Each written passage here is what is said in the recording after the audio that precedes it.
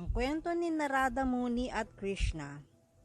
Minsan, si Narada Muni, ang dakilang pantas at deboto ni Panginoong Krishna, ay nakaupo sa tabi ni Krishna at pinagmamasdan ang mga taong lumalapit sa Panginoon, dala ang kani-kanilang mga kahilingan.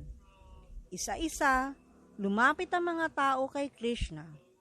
Bawat isa ay may hinihiling iba't ibang material na bagay.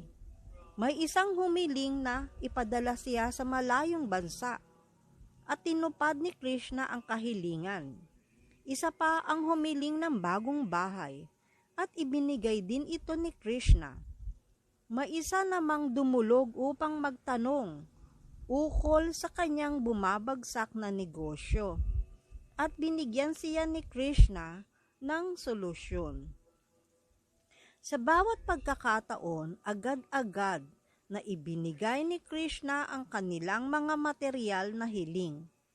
Ngunit nang may isang deboto na lumapit at humiling ng bhakti o debosyon, naging iba ang tugon ni Krishna.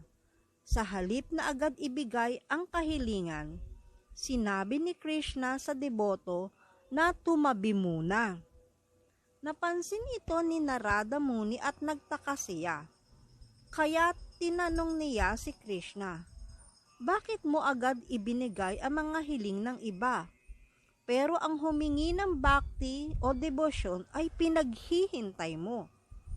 Ngumiti si Krishna at ipinaliwanag, "Narada, ang mga material na pagpapala ay malaya kong ibinibigay dahil hindi ako naiipit sa mga ito.